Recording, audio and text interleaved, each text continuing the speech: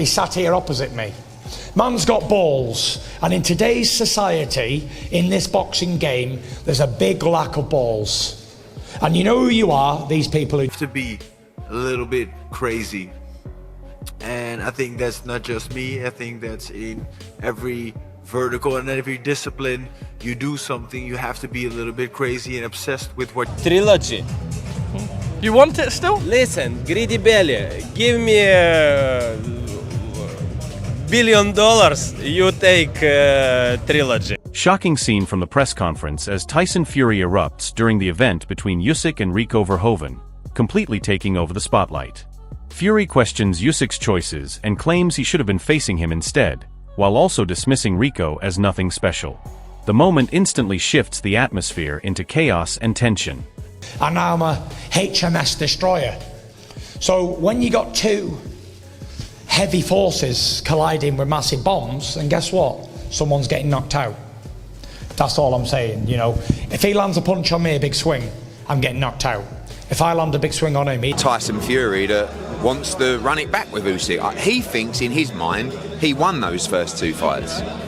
You know, I don't, but they were close fights. And, you know, every fighter wants to try and avenge a defeat. I don't think anyone's really interested in that fight. And you know, obviously the fight that I want, and I think the whole country. Usyk responds with calm confidence after Tyson Fury's eruption, refusing to be dragged into chaos. He shuts down the noise and directly challenges Fury, saying if he wants attention then bring serious terms, even mentioning a massive offer like $1 billion and pushing for another trilogy fight. Usyk makes it clear he is ready for anything. What Tyson do, blah, blah, blah, blah, blah. It's as a normal Tyson Fury, every time a lot of speak, hey, you bodybuilder, you sausage, you blah blah blah, you blah blah blah blah blah blah blah blah blah blah blah blah blah. Yeah. But we joke, yeah, Tyson say, I ready fight trilogy with Usyk. We yeah, you know. Hey, listen, you last time say Usyk will be say, if you want trilogy with me, you must say please, please. Hey, greedy, please. Come on, Tyson Fury doubles down with pure confidence, promising a real fight where nobody is backing down. He respects the challenge but makes it clear that when it happens, it will be explosive and someone is getting knocked out. This adds even more pressure on Usyk as tensions continue building after the press chaos. Look in the world and we're going to have a fight and that's it. Going to be a good fight too, because he don't shy away and I'm running nowhere, so someone's getting chinned. Rico Verhoeven shows massive respect towards Usyk, comparing him to the dominant force of kickboxing and praising his long reign at the top. He clearly sees this crossover moment as something special and historic. It builds hype around Rico stepping into elite boxing territory, while Usyk continues to represent the standard of greatness in combat sports. And Oleksandr Usyk is the Rico Verhoeven in boxing. Yeah. So like he's been dominating for so long and in such phenomenal fashion. So I was like, wow, if we could do this, that would be like the cherry on the cake. Lennox Lewis brings a veteran perspective, highlighting how dangerous Usyk remains due to his unbeaten record and sharp movement. At the same time, he acknowledges Fury's serious mindset and motivation to win. This sets up a tactical chess match where intelligence and ring IQ could decide everything between two elite heavyweight forces. I think, you know, I always love a trilogy, and I believe that Tyson Fury is coming a lot more serious in this fight. He's, you know, he wants to win. Oleksandr Usyk now, I can't go against him. He hasn't lost yet, so you know he's a very positive and great fighter, and he moves well. Rico Verhoeven explains his controlled but powerful style, making it clear that when he lands clean shots, they carry serious damage. He shows excitement about adapting fully into boxing, using his hands more effectively. This confidence adds another layer of threat as he prepares to test himself at the highest level against elite competition. Always like very calculated, but yeah, when I connect, I connect. Like I said, there's a lot of weight behind these punches. So Yeah, of course, within the kickboxing sport, I was used to just throwing the kicks and doing my thing. But now we get the opportunity to use the hands more. So Peter is like, oh, he's like crazy excited. Paul Smith raises serious debate around Rico Verhoeven stepping into a world title level discussion despite limited boxing experience. He highlights frustration from other contenders who feel overlooked in the heavyweight queue. At the same time, he admits Usyk has earned the right to choose his path after dominating the division. The key tension here is whether this fight is legacy-driven or business-driven, and it adds more controversy to an already heated situation around Usyk's next move and Fury's reaction.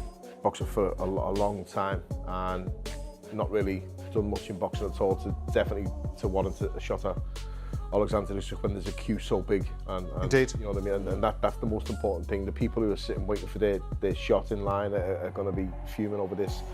Some would say, to counter that argument, Usyk's probably earned the right to have an easier one. Simon Jordan points out the business side behind this crossover clash, suggesting there is a deeper motivation beyond sport. He believes Usyk would not enter this situation without a calculated reason, especially with crossover fights becoming more common. The mention of Fury connects everything back to the ongoing heavyweight drama, making it feel like this whole situation is part of a bigger global boxing narrative involving money, legacy, and spectacle. Little space, and I can see how the monetization vehicle of this works, but Usyk wouldn't be doing this unless there's a reason for it. There must be a motivation behind it. It must be some form of derivative as to what happened between the various disciplines crossing over with Ngannou. Spencer Oliver strongly questions the legitimacy of Rico Verhoeven getting a direct shot at Usyk with such limited professional boxing experience. He argues it disrupts the natural order of contenders who have worked years to earn their place. This criticism adds pressure on the governing bodies and fuels the debate around fairness in heavyweight boxing, especially when elite champions like Usyk are involved in crossover events. I mean, this kid's had one bout as a professional boxer.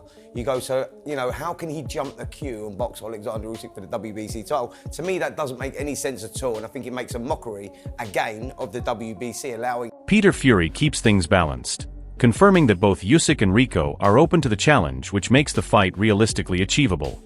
He respects both men as true competitors willing to take risks at the highest level.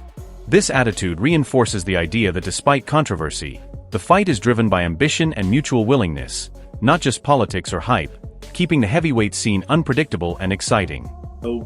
Rico wanted the fight, Usyk wanted it. They said both ultimate fighting men, aren't they? So fights like this are not going to be hard to make. Ade Oladipo highlights Rico Verhoeven's incredible kickboxing legacy, describing his rise from prince to king of the sport.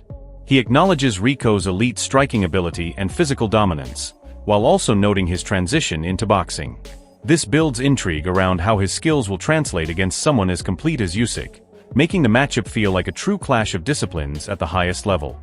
Oleksandr Usyk steps in and will take on one of the greatest kickboxers of all time. I'm actually quite a big kickboxing fan, so I know quite a lot about him. I've watched a few of his fights over the years. They used to call him the Prince of Kickboxing, and then he elevated to the King of Kickboxing. I mean, he's a very, very, very good kickboxer who's got decent hands. I can't lie to you. It's funny. Peter Fury delivers huge respect towards Rico Verhoeven, highlighting his long reign at the top of kickboxing as a true world-level champion. He points out the experience Rico brings from years of fighting elite opponents and surviving every type of challenge. This adds serious credibility to Rico stepping into boxing because he is not a newcomer to pressure situations. At the same time, the mention of his boxing exposure underlines that he has been learning and adapting for a long time. This creates a dangerous image of a fighter who is evolving, not just transitioning, which makes the Usyk clash even more intriguing. This is the real kickboxing king, a heavyweight undisputed champion that's reigned for 12 years plus, at the top. So he's fought everybody. So now, he's had every kind of challenge. He's come through that, and with him being around me in boxing as well for so long, and knowing that he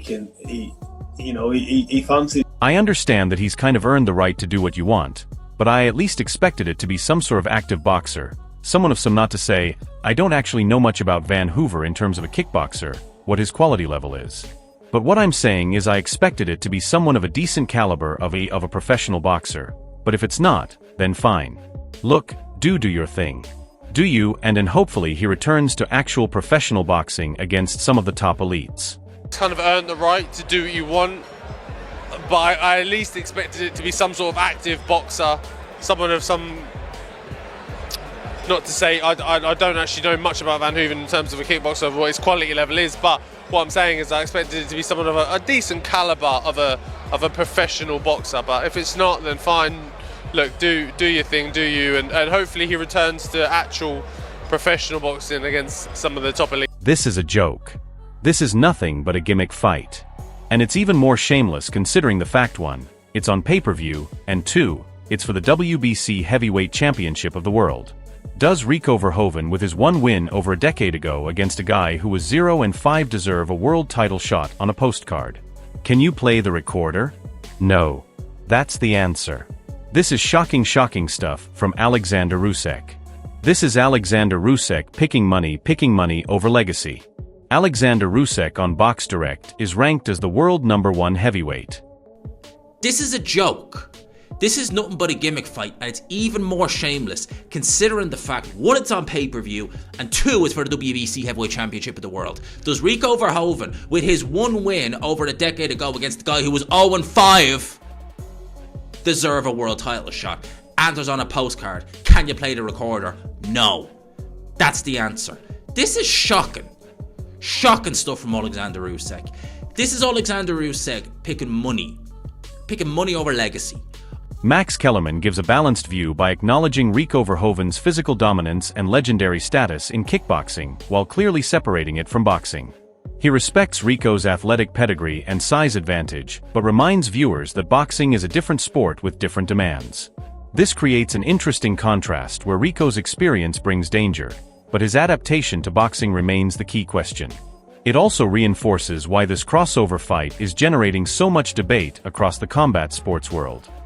All right, it's going to be Verhoeven's second professional boxing match, but guys, Verhoeven is 6'5", 270, and he is like the dominant champion in kickboxing. I used to watch kickboxing all the time. Growing up, if there was no boxing on TV way before the UFC, they'd like ESPN to have kickboxing on. I used to watch it, right? Chris, you have fought. Now look, it is not boxing, it's kickboxing. Everything around this Usyk and Rico Verhoeven situation has turned into pure heavyweight chaos, and Tyson Fury's eruption has only added more fire to the story. Usyk standing calm in the middle of all this noise shows why he is seen as one of the most composed champions in boxing today. He is not reacting emotionally, he is controlling the narrative, and that is dangerous for anyone in his path. Rico on the other side brings elite kickboxing dominance and real power, but the question still remains whether that translates fully into boxing at the highest level. Fury's frustration makes sense from a rivalry point of view because he clearly wants Usyk focused on him, not crossover headlines. But Usyk seems comfortable exploring every challenge thrown at him, even the controversial ones. This whole situation feels like it is building towards something massive, whether it is Fury rematch talks or Rico stepping fully into boxing spotlight. One thing is clear, the heavyweight division is not stable right now, and every press event is turning into a storm. If you are following this story, make sure to stay tuned and subscribe because the next move from Usyk, Fury, or Rico could change everything overnight.